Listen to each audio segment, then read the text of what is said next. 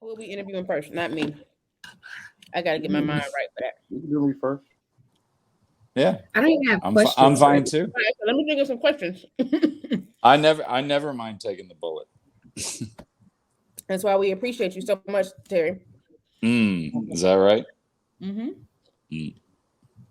Because we know you'll take a bullet for us. Well, I knew Rudy would only know what that means. Taking a bullet's a comedy term for you're the first one to go up. Yeah. I thought you'd take a bullet for us. No. Kellie likes it. Speaking of which, I got somebody looking for me right now. Oh. When can you make it to Atlanta? Right, I got a bullet I need you to take. Right. Well, do I get a cut of whatever it is they're looking for, or? I mean, you may not be here to see it, but yeah, I can give you. There's got to be some kind of reward at the end, Are you a Christian? Are you going to heaven? As much as anybody else. Have you accepted Christ as the Lord of your life?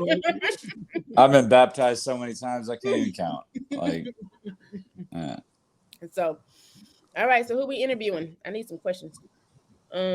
Start with Terry, then go to me, and then we'll do y'all two last. You're right. I do like the tattoo one. I just want to get some. Let me do some research. Yeah.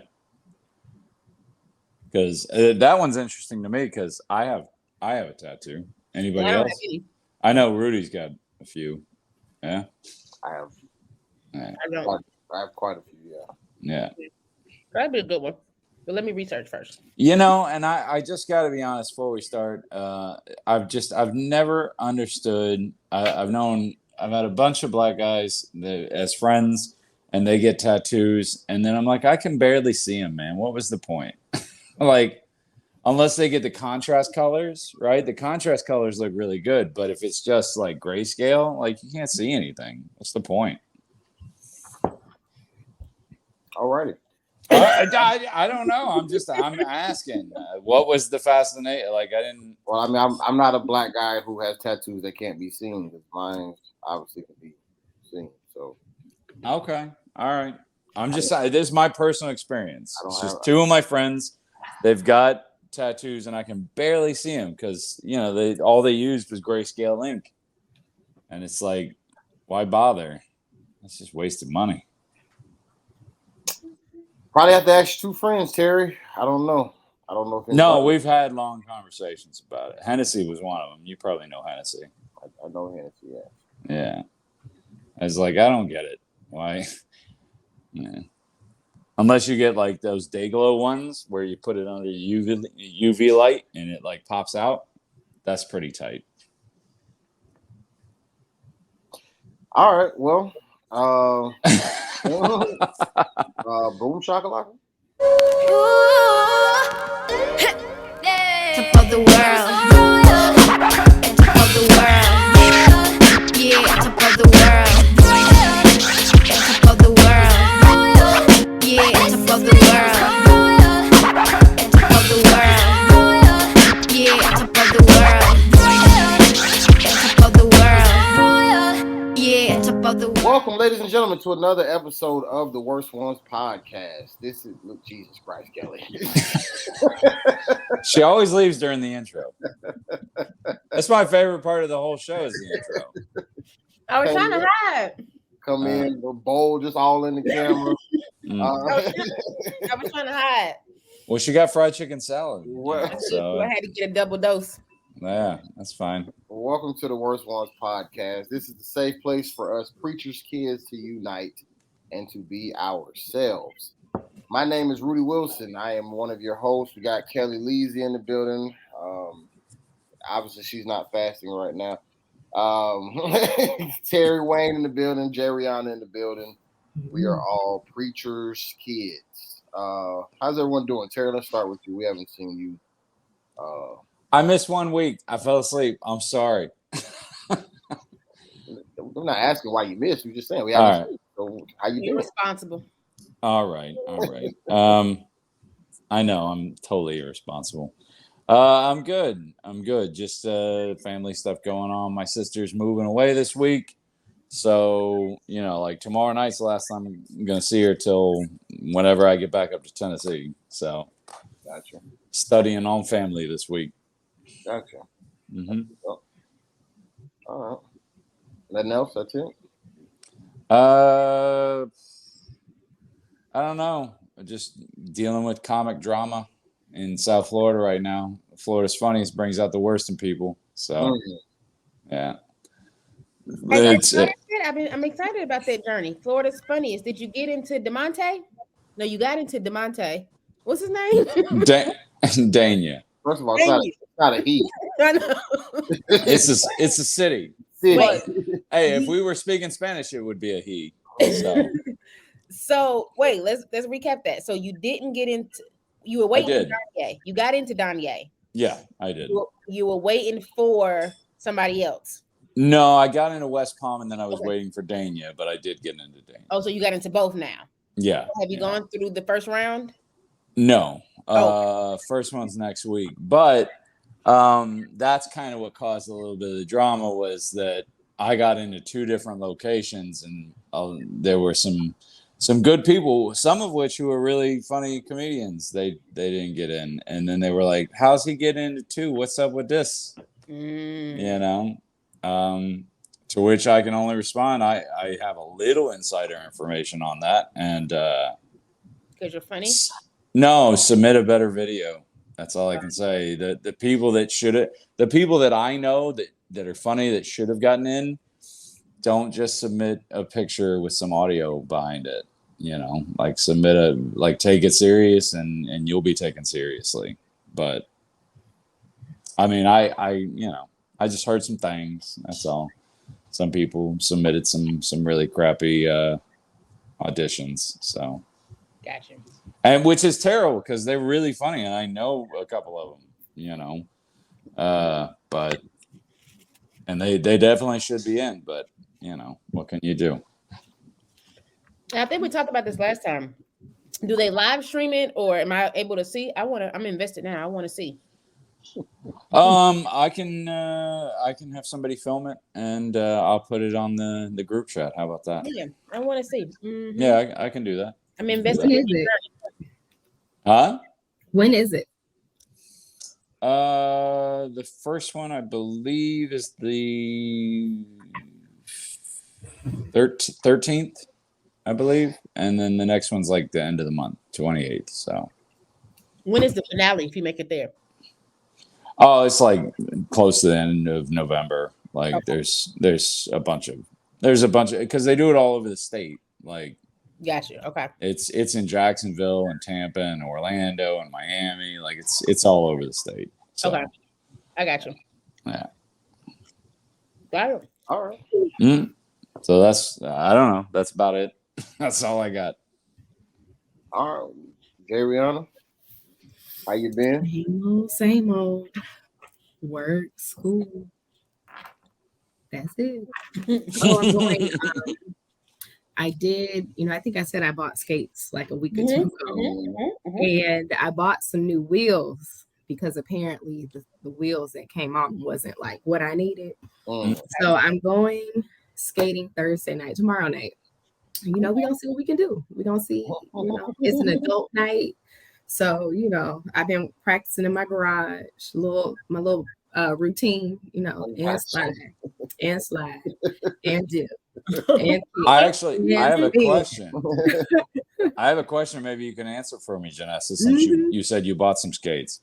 I used to, when I was younger, when I was like in my teenage years, I used to play roller hockey all the time, right? But then that's inline skates. It's not the four wheels, right? The big thing for us back then was the bearings inside the wheels, right? Do your skates, no, I'm asking you, is the four-wheel skates, is that the same thing? Is there like bearings inside of it that you can replace and change out or? Yeah. It's all about the bearings, man. That's what we used to say. Yeah, we'll see. The wheels definitely are more slippery or smoother than what came with the shoes, the original skates. So I gotta practice a little bit more. That's all I gotta say. I gotta practice. Is slippery good or bad? I don't know. I think it's good because like when you rent the skates at the at a skating rink or whatever. Like, I don't know if they do maintenance on them shoes or not, but it feels like you rolling on some cement that got potholes and it's real, Like it's shaky. not smooth. Yeah. So I'm excited about it, but we'll see if I'm gonna make a fool of myself on the skates tomorrow night. I don't know if they do maintenance, but I know they spray that stuff in there. I've seen them. Listen, that ain't had nothing to do with the wheels. that's like bowling shoes, They have nothing to do with the wheels. And then, Cut of down course, on Tech that. homecomings this weekend, but I don't know if I'm gonna go. Okay. Don't go. Do you go to Spell House's homecoming? I do, and I actually think I'm gonna go to Spell House this year because my 10-year would have been last year, and they didn't have it, or they had a version, but it wasn't like open to the public. It was just for like or something too. Mm-hmm. Yeah, it was like only for the kids on campus because my cousin's at Spelman right now, and she's a junior, so this will be her first like real homecoming since the pandemic situation. But Kelly, I don't know if you saw the email, like you can only have clear bags, no purses, no backpacks. You got to get a ticket Right. It's like it's not the same that it used to be. So I don't know. We'll have to see. It's a little much. But I want to go because a bunch of my friends are coming. I feel like that was a real subtle flex. Like, oh, homecoming's this week. I might go. I mean, we all know Tech homecoming is not lit like Spell House, but I don't know. I'm learning as I go here. Terry, maybe you need to just come on. Ooh-wee. Come on, Terry. We'll show you the light. Oh, But right. Well, I'm down. Tech's homecoming was supposed to be like Halloween weekend, and they pushed it to this weekend. And like, I mean, I barely heard anything about it at this point. So, Gotcha. Yeah, we'll see. But you're still on track for that honor roll, though. That's right. Still got that 4.0. Dean's List. Give it some credibility. Honor roll. I'm staying with Dean's List. I will die on this hill. Look, now if honor rolls for children graduate with this 4.0, we gonna have to like come up with the worst ones Dean list, okay? Be the only one on it. Yeah. You are the dean. Right. If you graduate with it, I will have a special trophy that says Dean's List 2022, and I will have that sent to you. Thank you. Because I worked hard. Yeah. If they can do it for fantasy football, we can do it for you. Yeah. They give out trophies for that. My league does. Which also is the comedian. Like, did you know this, Rudy? The South Florida comedians have a fantasy football league. I didn't, but it's probably because I don't play fantasy football. So, I'm not. Well, the funny part about this is, yes, they give out a trophy for the winner, but the better part is the person who comes in last place has a punishment, and it's always public. So.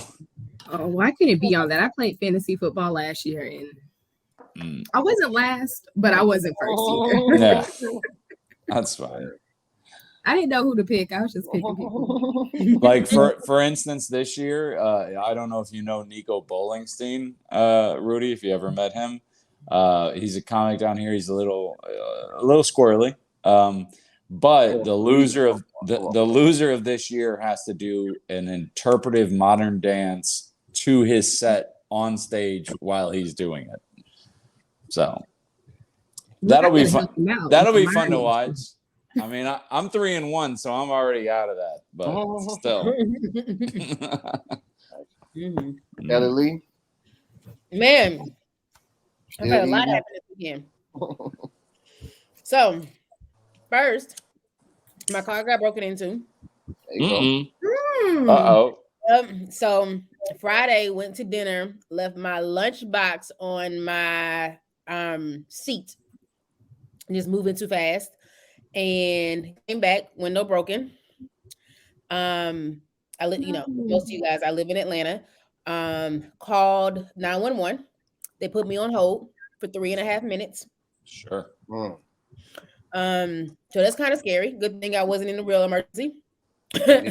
No, Must have had your white voice on. Wait, did they ask you why you were calling before they no, put you on hold? I never even got it. They never answered.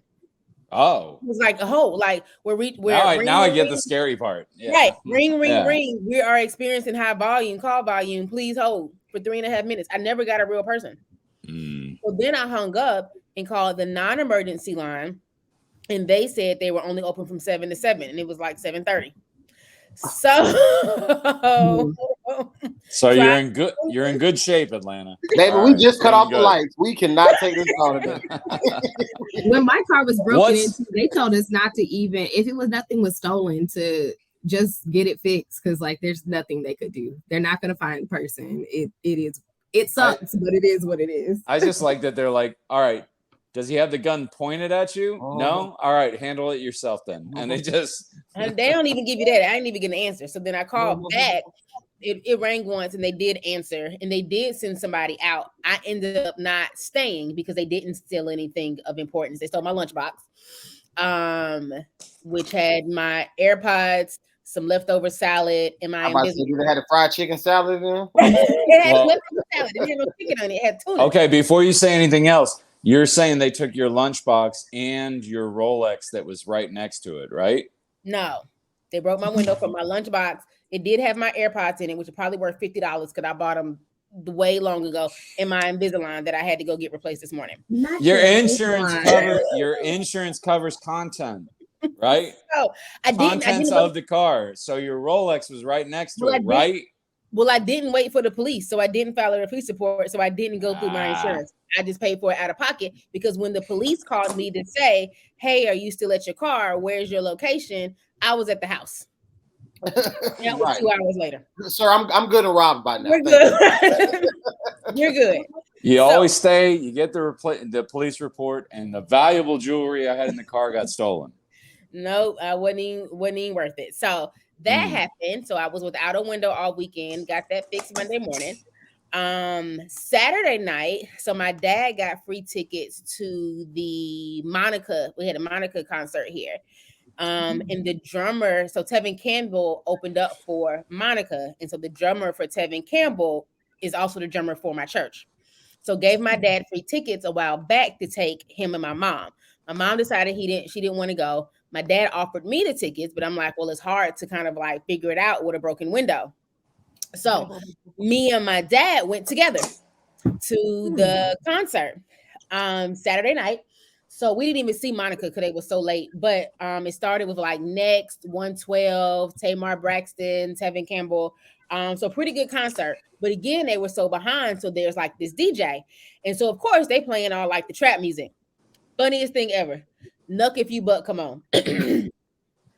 Your daddy know all the words. Nope. Don't know the song at all. But they are lit in State Farm Arena. I mean, lit. And the people beside us, I come in the club, shaking it. And my dad is like, what? Like, what? The oppression.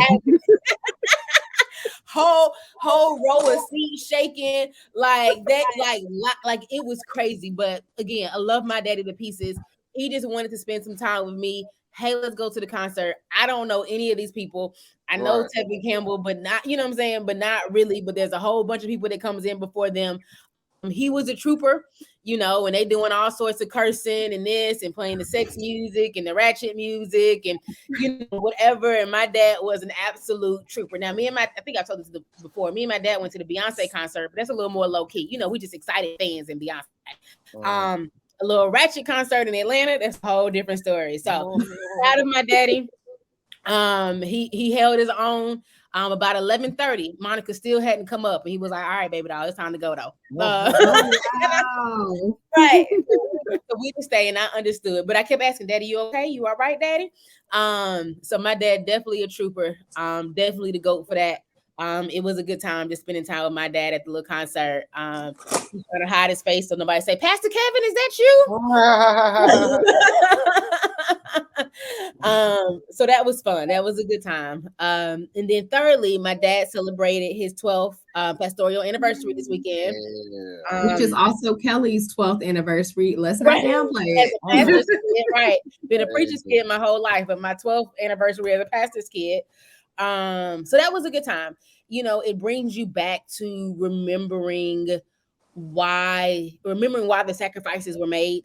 Why remember even when I talk about some of the struggles of being a preacher's kid or being a pastor's kid, you remember why my father has followed his own calling. Right. And so, they put on this big production and celebration and thank you, and people come up and do, shout outs to them and whatever. And during the last service, they did shout outs from people who had just kind of joined the church in the last year. And so even to hear those people kind of come up and talk about how my dad has, changed their lives in less than a year during the pandemic, mask on, church at limited capacity, just felt so good at, and so we're really remembering, because I think 2 or 3 weeks ago, I kind of, had a vulnerable moment of, kind of some of the struggles and how I felt about my dad and not being a priority or whatever. But I definitely feel like Pastor's Anniversary kind of resets you and reminds you of like why my father does this work and why it had to be him. So great time celebrating him and my mom. So all in all, I had a great weekend. Last thing, so my trunk. So this is how I feel like God answers prayer. So I've lost my passport. My last out of the country trip was right before the pandemic. So January 2020. Haven't seen my passport since then. Been tearing up my house trying to figure it out. Lord, where's my passport? Where's my passport? Where's my passport? Well, my window getting broken caused me to kind of like, let me look through some stuff in my trunk that I ain't looked through in a couple of years. Found my passport. So it just told me just little inconveniences, answers bigger prayers. And so in the end of it, it was like, all right, it was $200 to fix the window. And I found my passport, which I probably wasn't going to go through the whole process no time soon. I was going to miss trip to find my passport. So it all happens. I love when you see the Lord in the little things, even in the bad times. Right. All in all, it's been a good weekend, good week. Can't complain. He's always working. Yep. Gotcha. All right. Were you just out of curiosity, what were you doing when Knuck If You Buck came on? So I'm chilling, right? I come in the club shaking my dress. So I was chilling the whole time, when all the music come on, and sometimes I may, and my dad is like, you can get up, you can sing and dance, you can stand up and do whatever, be you, do you. And I'm like, nah, I'm cool. So so I was just shit. I'm not my ratchet. My computer froze. What did you do, Kelly? I was Buck if you buck. If you buck. Just a little in the seat. You wasn't the first lady from Honk. Right. So I was, they were playing all the T.I., all the G, like all the trap music. We in Atlanta, so they just giving it all to us. When I know some of the songs, and I'm just, but they're like, this song? Yeah, I heard it before. My dad is kind of like that too. I'll be like, "Oh, Daddy, you heard this new song?" I'll be like, "You heard this new T.I. song?" He'll be like, "Yeah, T.I. I know him." No, good and well, he don't know him. So it was a good time. Good time. I can't complain. I'm praising the Lord just for life. It could have been worse. All of it could have been worse. Yeah. So a little inconvenience, $200 to fix it. We all good. Shout out to the police for doing that. And listen, not doing nothing. What they do. On hold for 3.5 minutes, 2 hours to show up. Yeah. Yeah. Oh yeah, no. Somebody broke into my house, stole a bunch of stuff. They came, took fingerprints, all that. They're like, "Oh, we're gonna." Yeah, no, nothing. Never heard back from them. It's like same. I had my apartment was broken into too. Yeah. Like I said, the biggest thing, you just feel so violated. Like it took me a minute to even be able to like get in my car and feel comfortable again. They left trash, disrespectful. So they left some trash on the seat. It was like a restaurant bag and then like a Popeyes bag in the middle of it with a little Popeyes cup and a sandwich wrapper in it. And they just left that up. So I was so confused. When I pull up to my car and I'm like, they chill in the car for a few minutes. Wait, was that your Popeyes bag? No, they switched out their food. They was like, "Oh, this is a nice lunchbox. Let me put the Popeyes in the lunchbox." Was anybody else's car broken into? No, so it was just mine. So that's what I looked at too. Okay, maybe it was a string of cars. It was a and string of cars when I got broken into. Yeah. So I'm like, it was probably less than I was only at dinner for less than an hour. It was really quick. But no, it was just my car. And then I opened the door and my friend is with me. And he was just like, oh, get your glasses. They about to fall. Those not my glasses.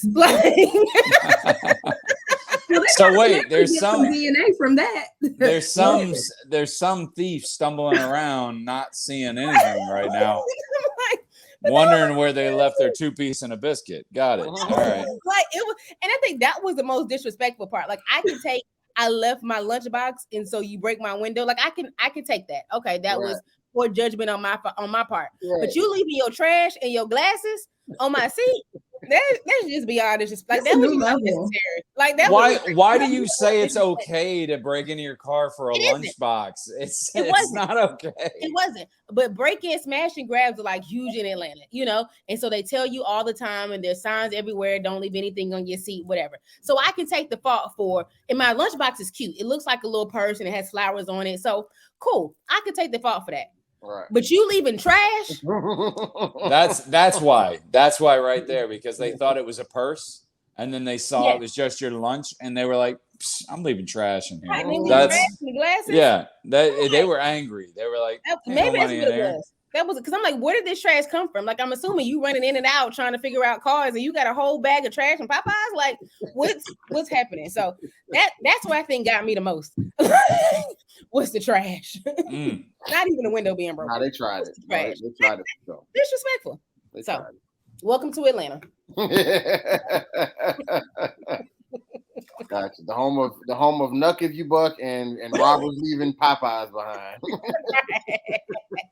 So I apologize. I've taken too much time, but that was my week. All is well with me, but let's get down to business because today we're going to get to know your PKs. So we're actually going to just take the last 30 minutes of this episode to interview one another, ask each other questions in reference to, our PK experiences, just so you guys can get a little bit more in depth about our own lives and experiences. And maybe, before this, we should have probably reached out to our 500 million fans and got some questions from them, but I think they'll be okay. That would have been a good idea, to be honest. Like that. It would have been 2 more questions than we got now. It's still. It's an excellent idea. First of all, it would have been 500 million. We got some more followers, but then we lost one, but we got some more. It just makes it more interactive, Well, our interaction is going to actually start with you, Terry Wayne. So, Terry Wayne is Dang, I wanted to read the book first. First of all, you had that book way too long. Okay, for you to not have read it by now, we get it. It ain't going. It's fine.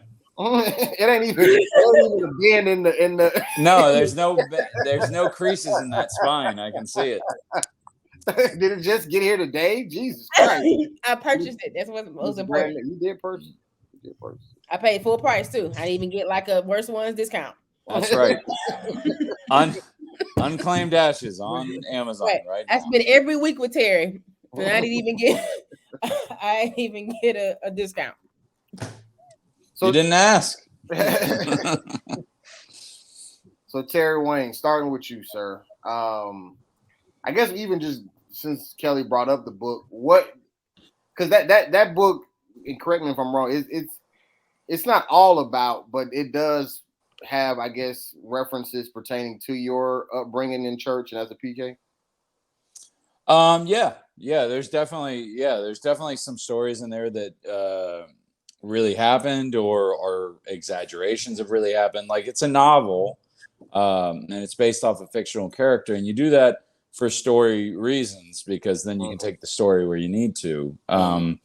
But no, that mainly was the reason why. Like I was done editing that book 10 years ago, and I put it on the shelf because certain members of my family were like, "Hey, this is way too close." Like. But they're looking at it from their perspective. And I'm like, you have to look at it from a person, like people that buy it. They don't, you know what I mean? Like they don't see what we see. Right. So, so there was a little animosity there, but then eventually that all got worked out, and I was like, all right, well, now I can put it out, and I don't have to worry. But yeah, there's some stuff in there. And the stuff they were referring to was stuff with that, I guess, that happened within church confines or within y'all's family. Well, church and family, like it's all kind of mixed together because again, when I was growing up, church was the family. You know what I mean? It wasn't just you had your family, but then you had your church family, which was just an extension of it. So, gotcha. No, but that is where a lot of the animosity towards the church came from was like, from that group and certain things that happened and, and just how it all went down. Hey y'all, I know y'all enjoying this episode of The Worst Ones, but it's time for a little church announcements. You can find us on Instagram at The Worst Ones PK. We got a TikTok too coming soon at The Worst Ones PK. You can go ahead and follow us. I don't know how it works, but yes, at The Worst Ones PK. And then every Tuesday, new episode drops. You can find us wherever you listen to your podcast: YouTube, Spotify, Apple Podcasts. Type in The Worst One Podcast, and you will see us. But when you get there, make sure you like, you comment, you subscribe, and you share. Thank you to our 500,600,402 followers. We love you. Thank you. My question for you, Terry, because anybody who's listened to this podcast will know that you're crazy. Well, no, but your views, or even just feelings towards the Christian faith, just say as a whole, are not as just say cut and dry as I grew up in church and I still do go to church and believe this, that, and whatever. Sure. Do you think that your outlook is more pertaining to being a PK or just growing up in church in general? Well, I mean, because I've never really not been a PK. I was born into a pastor's family. So like I was born. But your experiences and whatever, I guess, kind of negative outlook that you got, did it come from kind of PK related experiences? That's something that only a PK would go through, or was it just being a church kid? Well, I mean, you're asking a big question there because, my life's been kind of like a big pendulum on both sides. Like it's swung equally to light as it has to dark. So like my family's gone through a bunch of stuff, and some of it had to do with the church, some of it didn't. Some of it had to indirectly do with the church. Like, I don't know if you guys, I don't know if we ever talked about it, but like what happened with my mom and all that. Did we ever talk about that? We did. Yeah. Okay. Yeah. Well, there are some people that I've known in my life that will indirectly kind of attribute like part of that to everything that happened with the church.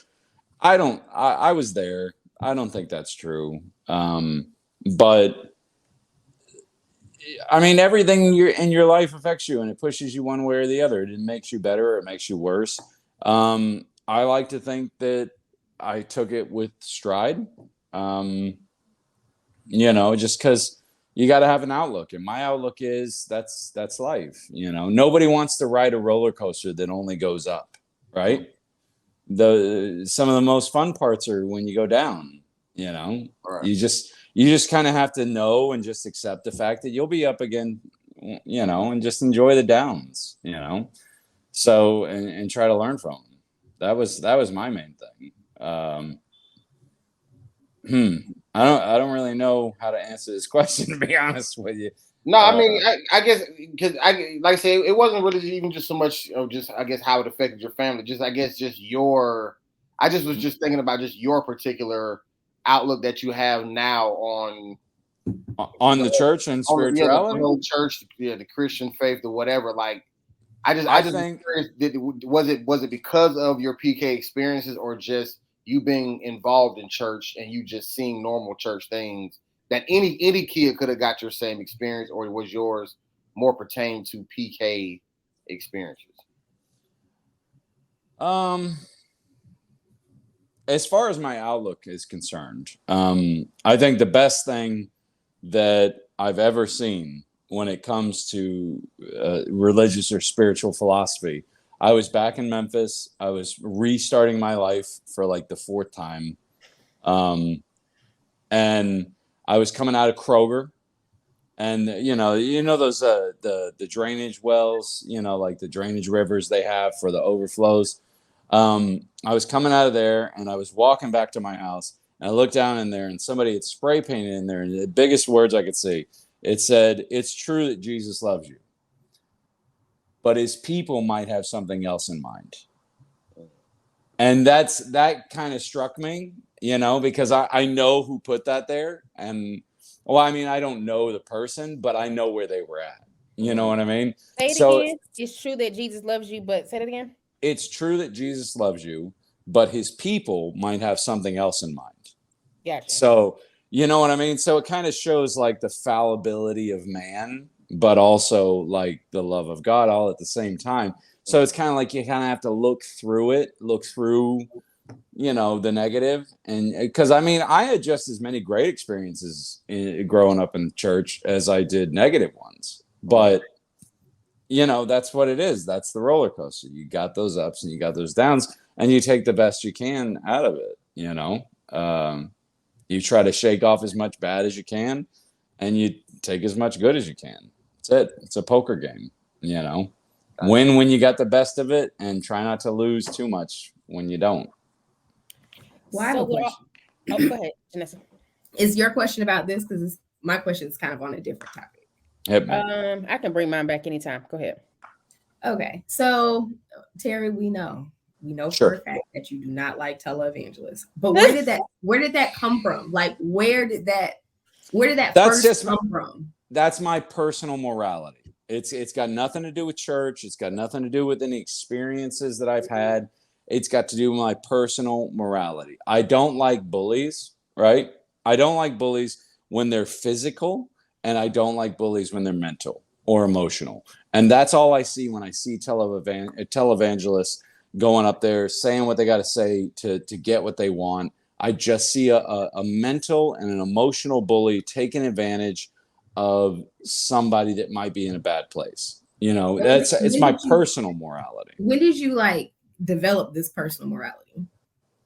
Were you like a teenager? Was it, more so in your adulthood after you've kind of lived a little bit? Because Terry, you do not like them. Yeah, no, it's not a secret. I don't keep that secret. I've made jokes about it in my act. It's not a secret. No, I don't like bullies. I don't like users. I don't like people that, I mean, to me, it's worse than, it's a heretic. You understand? Like, that's the worst thing you can be, biblically at least, is a heretic, because not only do you not submit or believe, but you actively, through your actions and your words, are pulling people away who would have. Because those people who dump all their money into the belief and then nothing ever comes from it, like, you're actively pulling them away. Like, you're not just a non-believer, you're evil. You're literally pulling people away from goodness. And to me, that's just like one of the most, I think about the same thing as those scam artists that contact old people and scam them out of their life savings or their Social Security check. I feel the same way about them. You're just taking advantage of the weak, and nothing burns my ass more than that. We know, Terry. I know. It makes me sick, really. Just wanted to give you a opportunity to expound upon that, because everybody might not understand where it's coming from. If I was ever going to be like a Batman style vigilante, that's the only people I would go after, is those who take advantage of others in the weakness. Because that's when people should rely on each other. Like, that's community. When maybe this is it, to be honest, maybe I'm just realizing it right now. When your church burns down and you live there, right? And your community comes together and rebuilds it, and not only rebuilds it, but then takes the insurance money that they would have spent rebuilding it and then buys you a parsonage so you have a new place to live. That's community. Somebody who just wants more for themselves is the antithesis. That is the anti-community that's drawing away from it, because it jades people, it calluses people, and then nobody ever wants to have that community again because they're too jaded now. Because they're like, oh, they're just going to take advantage of me. You're not just destroying a person's life, you're destroying a community. I get that. I guess I definitely understand that. I guess my question is, what has or how has this passion, or what has this passion look like outside of like church and televangelism? So I guess I'm thinking of like, were you the student in elementary, middle school, high school that were sticking up for the students that were being bullied? No, Like how far back did you not like bullies? I was the one being bullied, which is why I don't like them. Mm. By the time I was in 9th grade, I'd had my head cracked open about 3 times. Really? No, I got beat up every day because I was the same guy, just smaller and shorter, right? Like I always talked this way and always thought this way. So it's not a good environment to be around other kids like this. So no, I got fucked up quite a bit. To be honest, to the point where I told my parents, I was like, look, I already know everything that they're teaching me, because they had tested me in 8th grade, and the scores came back to the point where they were like, they had a meeting, right? Like everybody, like my parents had to come in and they had a whole meeting and all this to talk about it. And then by 9th grade, I was just like, I'm done with this. And they offered me, they said, well, if you can pass the equivalency, you can graduate. So that's why I graduated at 14. I don't think I knew that either. Yeah. No, yeah. You spoke on it. I think that you worked after that. Yeah. Some different jobs. Yeah, I started at McDonald's at 14, and then I went to Boston Market at 15, and then CompUSA at 16, and kind of. I remember all of that. I don't think I knew that you had graduated from high school at 14, though. Yeah, that's why I did that. Interesting. So tell me this, okay? And y'all let me. I can go real left in my psychological world. Well, if we keep going like this, we're just gonna have to interview each other one episode at a time. I feel like I think that's the point. We only talking about you today. Okay. All right. So tell me this. So you've expressed to us that you have what they call now autism spectrum disorder, Asperger's syndrome. Yes. Yeah. And which I got diagnosed at 35, which is super not normal, by the way. Okay, so that was my question. Yeah. but would explain, it don't, and I hope you won't take offense to this, but would explain that's fine. One, the social issues that you may have had, because I was going to ask you why, and you kind of explained like why you felt like you were targeted as a victim, being a bully. But I know with that being bullied, but I know with that Asperger's piece, that social piece in relating to your peers, is a challenge. It's difficult. Don't forget the ADHD too. Oh, okay, and the ADHD, which comes with some emotional regulation concerns and a lot of other things beyond just difficulty focusing and having a lot of energy. Yeah. So, but it also explains the intellect in terms of I knew enough at 14 to be able to graduate from high school, without going through, right. So there's like gifts and challenges to that Asperger's diagnosis, because I can graduate and I'm smart and essentially you did, and you may have sound like a bit of an asshole that I know everything and I don't need to be here. But on the other end, true indeed, I knew most of this stuff and I didn't need to be here. But I think that adds another layer to Janessa's question in why you're so passionate about televangelism, because of your own experiences with someone victimizing and bullying you. And to the extent that you say you got your head cracked open 3 times. Like, that's pretty significant. I probably have CTE, to be honest. I'm Yeah. not 100% on it, but Yeah, that's pretty significant. And I hate that you've had to experience it, but I definitely think, because I think, and what I felt when Janessa asked that question was, I think we were all kind of shocked of your passion that day, that it kind of literally brought you to tears.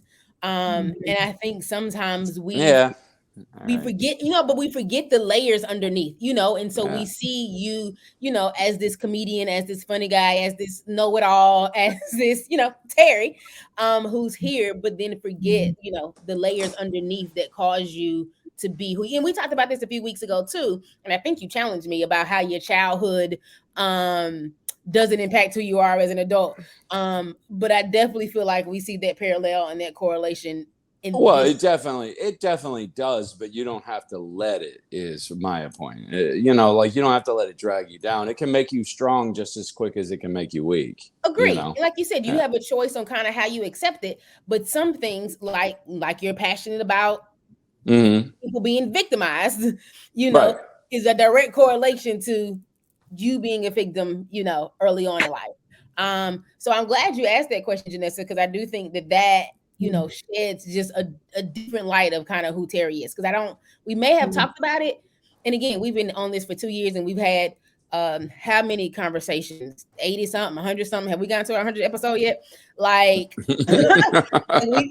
and we talked about these things in different spaces, but I do like this one interview format, because I think it does help me.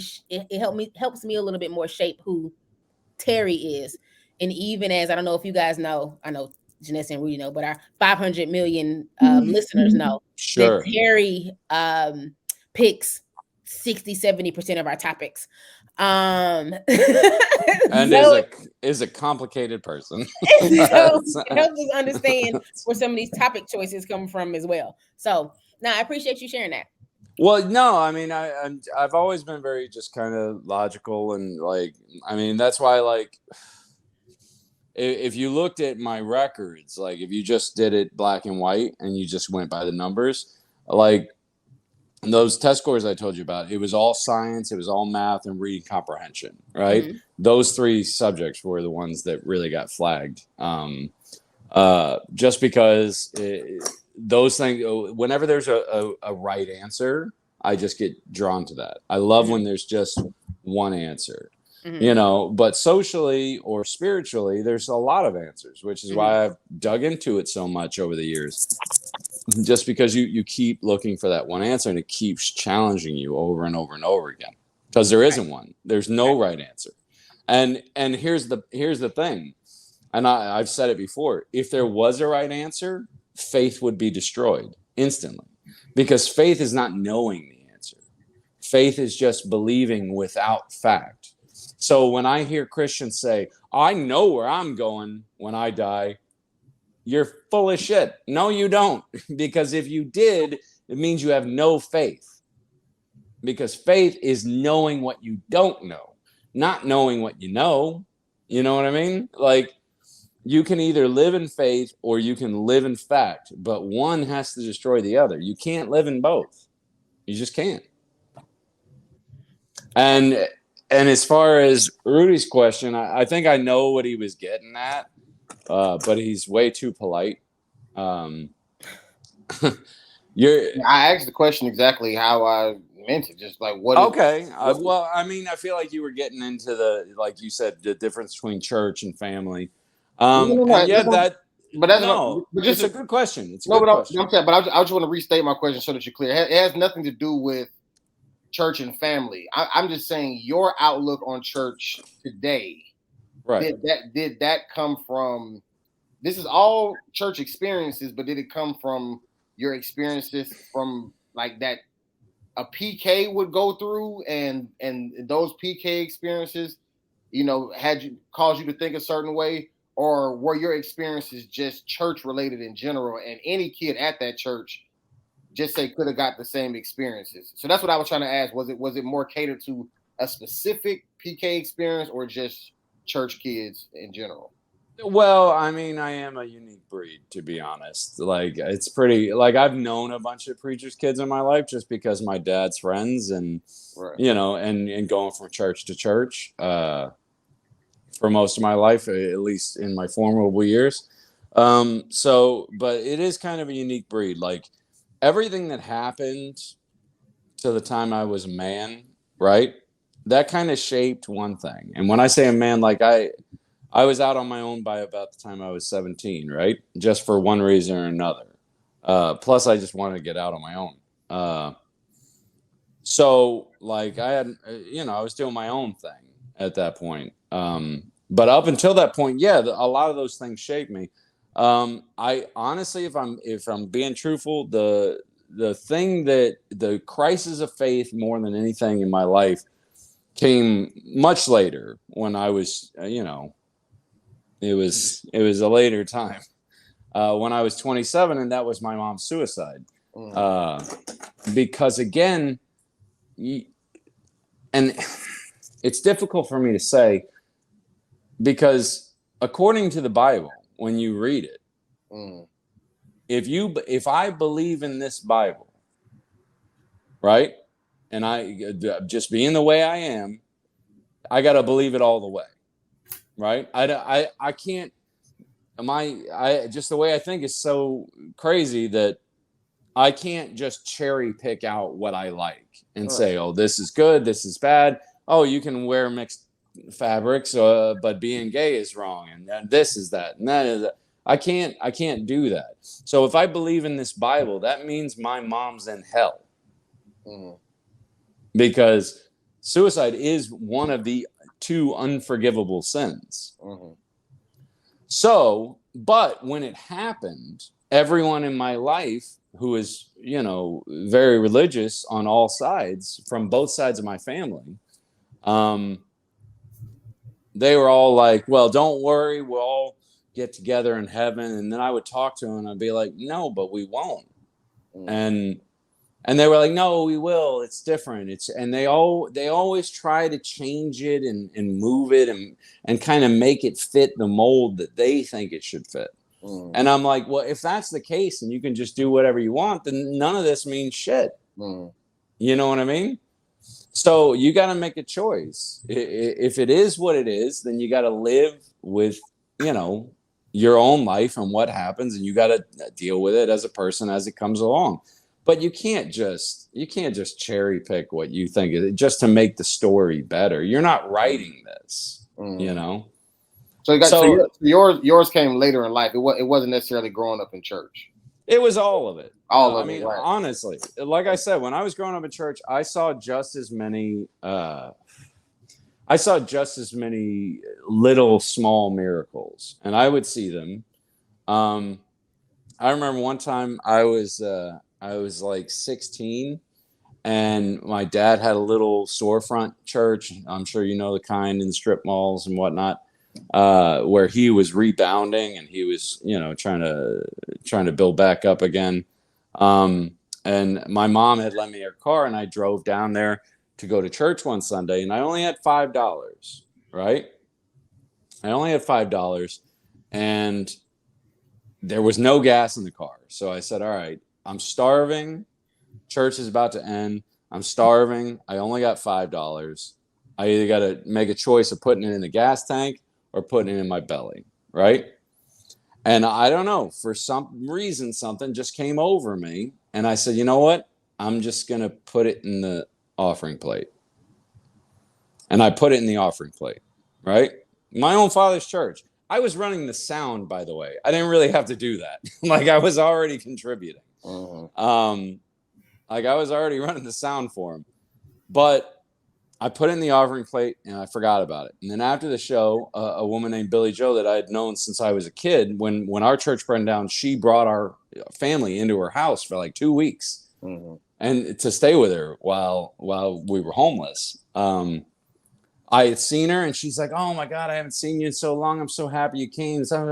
And she's giving me the rigmarole, and she was just so happy to see me. And she gave me this big smile. And right before I left, she just grabbed my hand. She said, I'm just so happy to see you. Go have some breakfast. And I open my hand. There's $5 in it.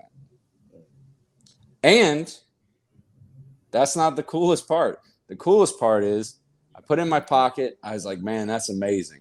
I went back to the car, sat down in the car, started the engine. I went to back out. And when I went to back out, under, like, in between me and the seat was $5.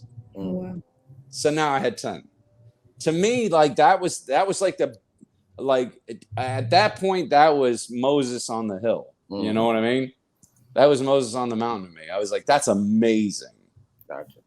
Not only did I get it back, I got it double. Right. Yeah. And it wasn't $10. It was two $5 bills, which was, to me, had significance at the time. Right. Yeah, it was very significant. Gotcha. Gotcha. Now shaking. So I can give you horror stories about the church, but I can give you good stories too. Right. Yeah. I don't want to be one note. Hey, right. And it's not that I felt like you had all horror stories, but I knew that because you weren't one note, and you had just an interesting perspective in general. I just was curious where it came from. But even you explaining all that, I see that it was kind of all tied into one experience. PK growing up in church, but then also life experiences that tied it back to the church belief, and everything in the Bible and how and I mean you breaking down like that makes sense in reference to your overall spectrum, because like you said with the Bible, like you don't want to pick and choose, but then there are, and we even had these discussions with other things, there are harsh realities that come out of the Bible that we're kind of like, dang God, like why you going, you know what I'm saying, do it like that or whatever. So I get it. It makes total sense. I mean, look, like I said, we can go either way on this. But like, that's the roller coaster, right? It's ups and downs. And I mainly the way I think about it is due to my father, because even from the time, like, he started off as a Pentecostal pastor, which, if you know anything about Pentecostals, they're very strict. But he kind of grew over time. He became more progressive. He kind of figured out, like, this isn't how this is not how you win people over,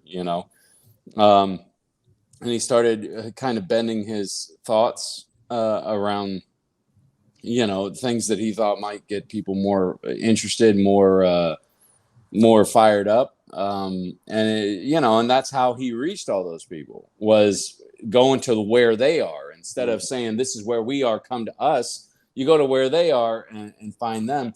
But I also kind of learned along the way that the church is open to everybody. Snakes are allowed in too, So there's a difference between religion and faith. Spirituality and your relationship with, whoever you perceive God to be, has nothing to do with anything you do at church. Nothing. If you're going to tell me that a man on a desert island with a Bible can't be saved, we'll fight about it. Right. You know what I mean? So do you have to go to church? No. Is it nice to go and congregate people, maybe learn something different, maybe get a different perspective? Absolutely. But it's a clubhouse for people that think the same way, and it doesn't mean that everybody there is awesome. Right. And it doesn't mean you should trust everybody that's there. And it doesn't mean, that they're all anointed. As far as the church is concerned, there's only one person there that's anointed for that. I don't know. It's trusting God, but lock your doors kind of a thing. That's. I got you. Gotcha. Okay. Any more questions, guys, before we get on? I had a quick question. Bring it on. I'm open. So Terry, you told us you graduated high school at 14. That's true. So when exactly do you feel like you moved out or went on your own? Because, typically for most people that go through high school 18, and then maybe they might go to college, trade school, the military, whatever. That's kind of like the entry into adulthood. But for you, because you graduated high school so early, you kind of had this time period where you were still a kid or not an adult, legally not an adult. But during this time when you had graduated and you were working at McDonald's in Boston Market and the other place you said, were you still living at home? Were you did you get your own space, or what exactly was that like? Yes. When I left school, I was still living at home. At that time, I don't know. I think it's laws have changed, but at that time, as long as you could get a learner's permit at 15. So that's what I did. I got my learner's permit at 15, so I could drive. But it was so weird. You were only allowed to drive from sunup to sundown. And if you had to drive at night, it had to be for work, and you had to be able to prove it, and blah blah blah. So I did that for a while, and then when I was just about to turn 18, my mom got a job offer in Jacksonville, and she's like, "You have three options." She said, "You can come with me to Jacksonville," which I did not want to do. You can go live with your father, which I did not want to do, or you can go out on your own. So I went out on my own. And at that time, from 16 to 17, I was selling computers for CompUSA. And then when I was 17, I think I was working for a printing press, doing printing. And then I also had a side job as a electrical apprentice. So I kind of moved in with a friend of mine and slept on his floor for a few months until I found a roommate, and then I moved in with my roommate, and that was that. So, were you going to church during this time? I was about to ask that. What's that? Were you going to church during this time, or even more specific, your dad's No, church? no. Actually, not only was I going to church, I was actually working with him a lot with his nonprofit. Which still runs today, Young Adventures. We still support a school we started in Nigeria. So no, I was working with him on the side and doing that, and it's kind of like what Kellie said with the energy and the and kind of how your mind just bounces from one thing to the next. It kind of just fit me very well, So I'd have one job where I'd make the bulk of my money. I had another job where I was trying to learn how to make butter money as an electrician, and then I was doing the stuff with Dad on the side of that. Was I going to church? I mean, I was going to his church as when I could, but when you're and I was going to college too. I was also going to community college at that time, so I burned out pretty quickly, to be honest. It only took about a year for me to burn out, because pay. I mean, you guys know, you guys go to school, or you have gone to school. I mean, making your own way, paying your own rent, and going to school, it's a taxing thing. Like, I was up every morning at 6, and I didn't go to bed till midnight every night. So, I mean, even on an 18-year-old, that wears thin. All right. So. Absolutely. All right, one more quick question. Mm-hmm. Yep. Back to the social piece. So I know in my experience as a preacher's kid, I was more. I think we talked about this in one of the episodes, like treated differently, and so we got special perks and special, whatever growing up. So with your social difficulties relating to peers, with you being bullied, and I'm guessing with you being bullied, that was more at school? Yeah, it was more at school. I mean, there was a little bit of kind of a resounding effect afterwards, because I still lived in the same neighborhood and still had all the people around me. But once I turned 16, that was all over for the most part, because then I had a car and I could go wherever I wanted to. So I guess I'm wondering about church. So I know for Rudy, Janessa, and I can't remember your story, but I know youth ministry was like a huge part of our lives growing up, in connecting with our same age peers, our similar age peers in church. Beyond Sunday was just, it was just a huge part of our lives. So I wondered if you were treated any differently with your peers at church than you were at school because you were a preacher's kid. 100%. I got away with everything. Especially, I would say from the time I was born to the time I was about 11, I could do anything I wanted to. Like, everybody, Like they were like, "Oh, that's the pastor's crazy kid" or whatever. You know, like I got away with murder. What about with other boys or girls at your age? Did they like? Were they like? Did they want to be your friend? Were you like the cool kid? Were you like, oh, that's pastor's son? No, So no, I there- was the or weird. I was always the weird one. Always the Okay. weird one. But that didn't stop me from social interactions. I remember I was 7 years old in the back of the church on a Wednesday night service. I got my first kiss from Cecil Smith, who was the young, cute blonde in the church. So like I was weird, but for some reason my whole life always interesting to women. Like they always look at him like, what's he thinking? And I'm like, crazy shit. You know, but I never had a problem. Always had a problem with guys trying to relate, but with the ladies, no. Always which is an interesting thought. Like, is there more of an emotional IQ when it comes to women? And men are more, you know, just kind of blunt, straight to the point. I don't know. It's a good question, but no, as far as church goes, I didn't have an issue there. Little, you know, up until, you know, the whole scandal and everything like that. After that, it was more like, oh, you know what I mean? Yeah. It was a different kind of attention. It was a different, right? Yeah, it wasn't a good kind of attention. It was Right. more of a negative kind of attention. But did your because I know you say you was in the community. Did the scandal with your dad, did kids at school and stuff know about it, or was it that big, or was it just within the church world? Yeah, but not for long. It just the way it all timed out. It was pretty much before I had to actually deal with that in the school, because here's the thing. The church was right here and my elementary school was right there. Like they even to this day, the both those buildings are still there. I still see them in Deerfield sometimes. They're literally backed up to one another. So, I mean, yeah, I would have had to deal with some of the ramifications, but by that time we were already moving. Like we'd already left.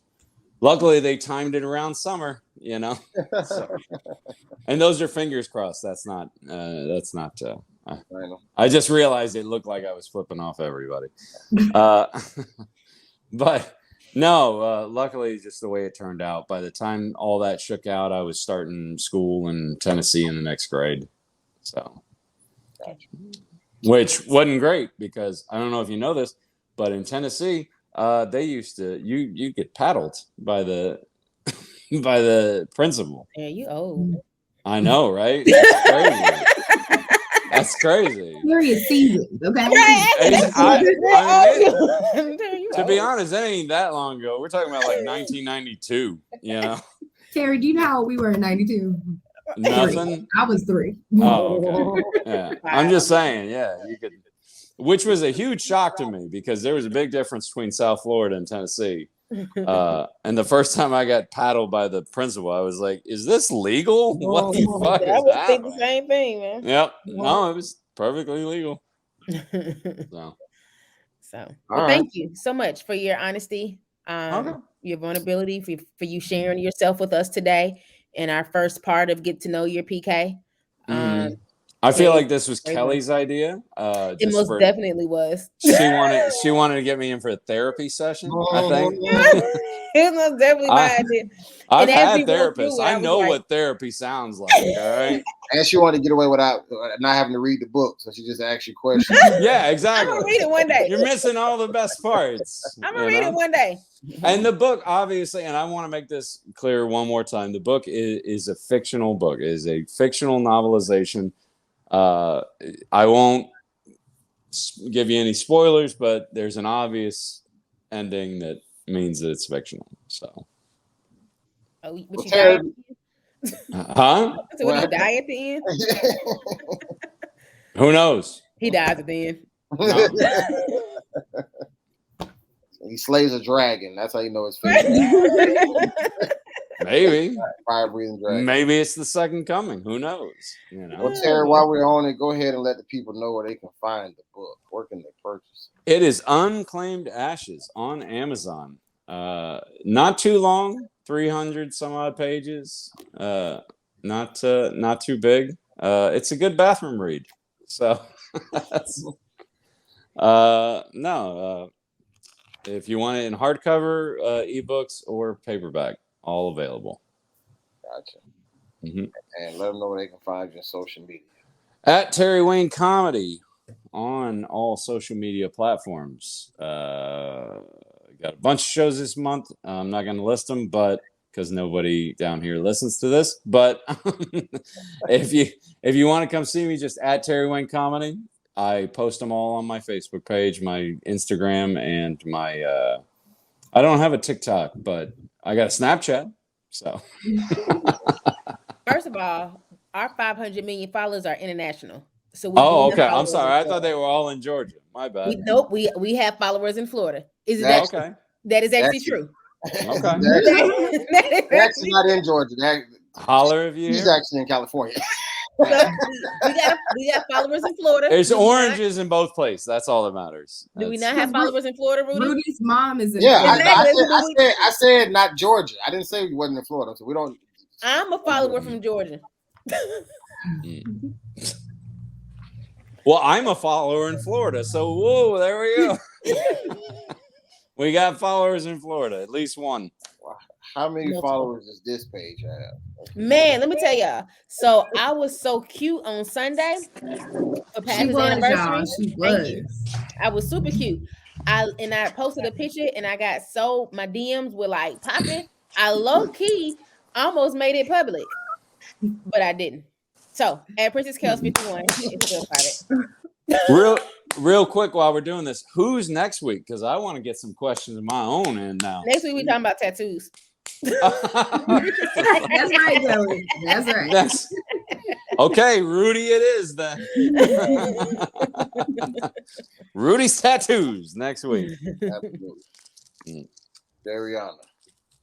You can find me at JRihanna _. My page is public. We have fun over there. Mm-hmm. On my page. Right. Shade. All right. Yeah, I'm next week. So get your questions ready.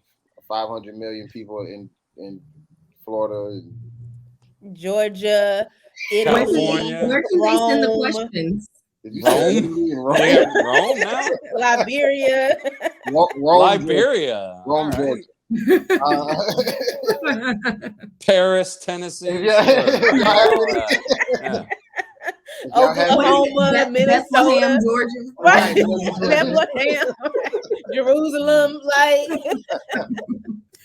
So yeah, if y'all have any questions for us, please DM us, leave them in the comments, leave them somewhere where they can be found.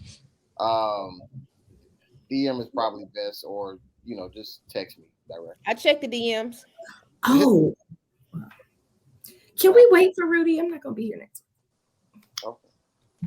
Okay. Right. Well, we'll talk about his tattoos then. I guess.